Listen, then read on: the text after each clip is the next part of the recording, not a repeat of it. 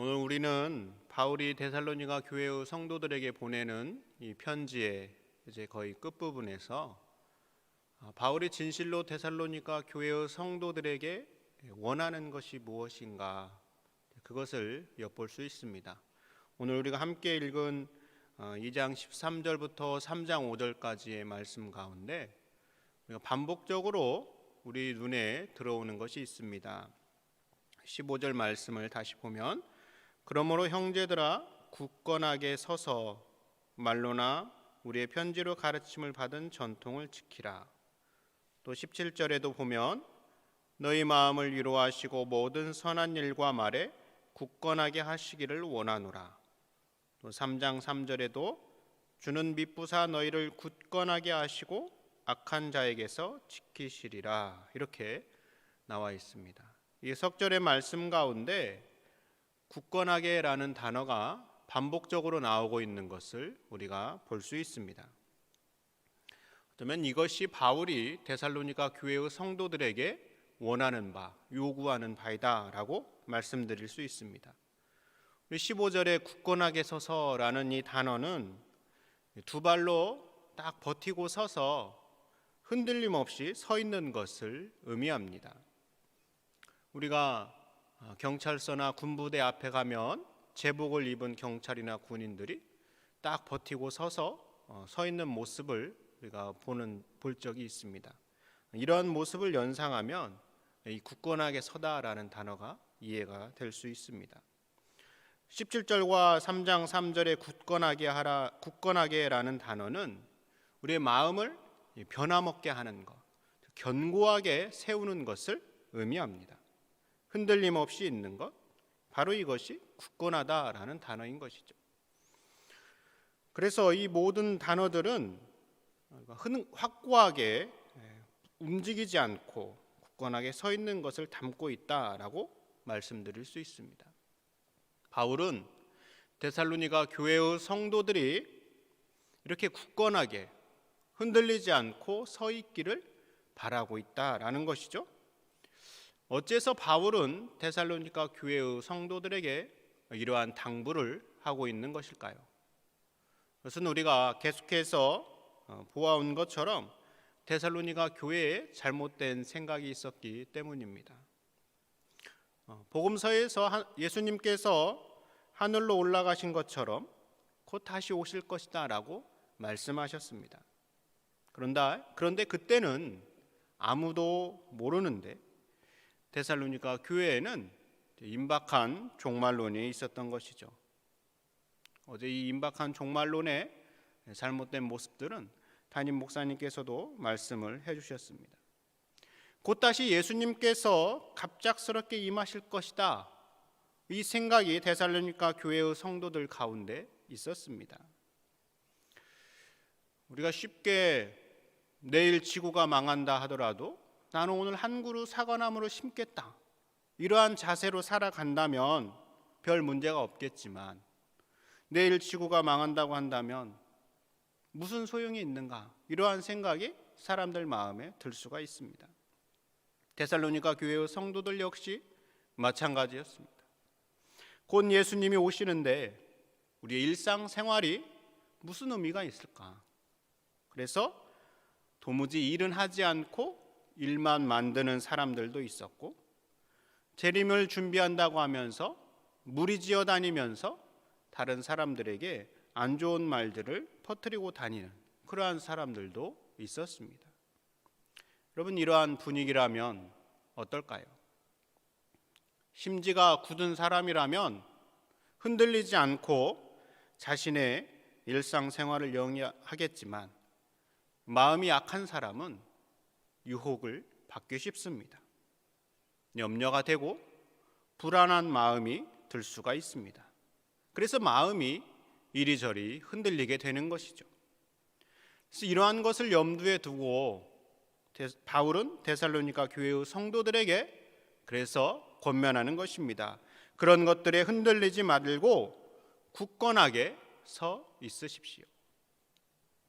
그런데 여러분, 바울이 데살로니가 교회의 성도들에게 여러분 굳건하게 서 있으십시오라고 이렇게 말만 한다고 해서 그들의 마음이 굳건해질 수 있을까요?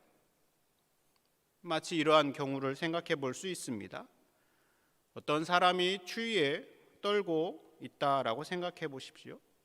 우리가 그 사람에게 떨지 마라고 이야기를 한다면 별다른 도움이 되지 않습니다.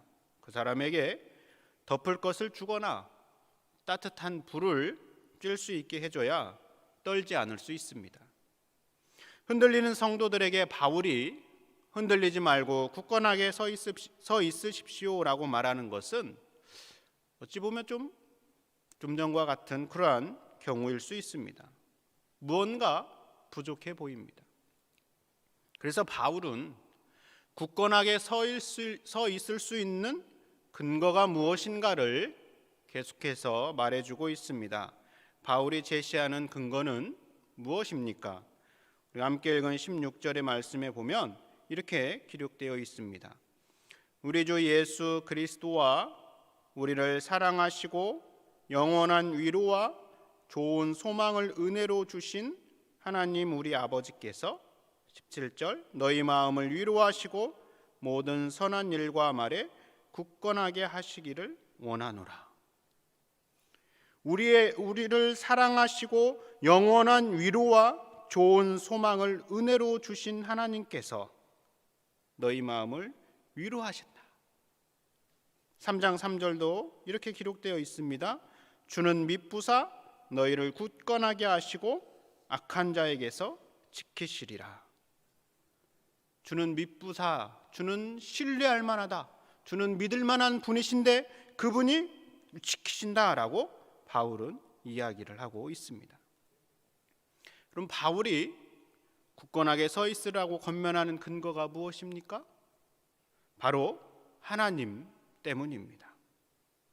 데살로니가 교회 성도들을 사랑하시고 영원한 위로와 좋은 소망을 은혜로 주시는 분이 그들이 믿는 하나님이기 때문에 굳건하게 서 있을 수 있다라고 이야기합니다. 주님은 믿을 만하고 신뢰할 만한 분이시기 때문에 당연히 데살로니가 성도들을 굳건하게 만드실 수 있다라고 바울은 이야기하고 있는 것이죠. 바울은 결코 흔들리지 않는 그 근거가 데살로니가 교회의 성도들 그들 자신에게 있다라고 말하지 않습니다. 그들이 믿는 믿음의 대상인 하나님께 있음을 확인시켜주고 있습니다. 데살로니가 교회의 성도들이 믿는 그 하나님께서 믿을 만한 분이시기에 그리고 그들을 위로하시고 소망을 주시는 분이시기 때문에 굳건하게 서 있을 수 있다라고 말합니다. 여러분, 흔들리지 않는 근거는 우리 자신에게 있는 것이 아니라 하나님께 있습니다. 오늘 우리는 어떨까요? 데살로니가 교회의 성도들과 우리가 처한 상황은 다르지만 오늘 우리도 여전히 우리를 흔들리게 하고 불안하게 하는 것들이 있습니다. 데살로니가 교회의 성도들이 잘못된 종말론으로 흔들렸다면 오늘 우리를 흔들리게 하는 것, 우리를 불안하게 만드는 것은 무엇이 있을까요? 시험을 준비하는 고3 수험생들, 올 한 해는 어떻게 견디며 지금까지 왔지만 내년에는 어떻게 도대체 무슨 일이 펼쳐질지 몰라 불투명한 미래로 불안한 사람들, 이 코로나 바이러스로 인해서 생겨난 여러 가지 변수들, 이러한 것들이 우리를 흔들리게 할 수 있을 것입니다. 이런 불확실함은 우리를 불안하게 만듭니다. 이러한 상황에서 우리는 어떻게 굳건하게 설 수 있을까요? 굳건하게 서 있어야지라고 마음 먹는 것으로는 부족합니다. 우리에게 익숙한 찬송가 488장에 이 몸의 소망 무언가라는 찬송이 있습니다. 이 찬송은 에드워드 모트라는 영국의 한 목수에 의해 쓰여졌습니다. 이 모트는 가난한 가정에서 태어났는데 그래도 손재주가 있어서 이 가구점에서 이제 옷장을 짜는 목공일을 시작하게 되었습니다. 16살에 우연히 한 교회에 들렀는데 그 교회에서 선포되는 목사님의 메시지를 듣고 예수 그리스도를 마음으로 영접하게 되었습니다. 그리고 난 후에 모토의 삶이 온전하게 변화되었습니다. 목공소의 기능공으로 일을 할지라도 열심히 사람들을 전도했고 성실하게 일하며 틈틈이 시를 쓰기도 했습니다. 그래서 37살이 되었을 때 자신의 가구업체를 경영할 만큼 성공한 사람이 되었습니다. 어느 날 그가 평소의 습관대로 사업장 뒤에 있는 조그만 동산에 올랐습니다. 그 동산에는 평소 자신이 즐겨 앉는 널찍한 바위가 있었는데 그 바위에 앉아서 사업장과 또 마을의 경관을 내려다보다가 마음에 한 깨달음과 감동이 밀려왔습니다. 자신이 앉아있는 이 널찍한 바위가 굳건한 반석이신 그리스도임을 깨닫게 된 것이죠. 그리고 자신이 읽은 모든 것들이 그 반석이신 예수 그리스도를 통하여 가능했다라고 알게 된 것입니다. 이렇게 해서 만들어진 찬송이 이 몸의 소망 무언가입니다. 그 찬송의 후렴은 주 나의 반석이시니 그 위에 내가 서리라 그 위에 내가 서리라 라고 기록되어 있습니다. 여러분, 흔들리는 우리가 굳건하게 설 수 있는 길은 흔들리지 않는 터 위에 우리가 서 있으면 됩니다. 흔들리지 않는 터, 견고한 기반은 무엇입니까? 바로 반석이신 예수 그리스도이십니다. 우리의 흔들리는 마음을 반석이신 주님 앞에 올려놓기만 한다면 우리는 굳건하게 설 수 있습니다. 영원한 견고한 터가 되셔서 우리를 오라라고 부르시는 주님 앞에 오늘 우리가 이 새벽에 나아갈 수 있기를 바랍니다. 그래서 우리를 흔들리게 하는 것들을 모두 다 주님 앞에 내려놓으십시오. 그래서 주님께서 주시는 든든함으로 굳건하게 서는 저와 여러분이 될 수 있기를 바랍니다. 기도하겠습니다.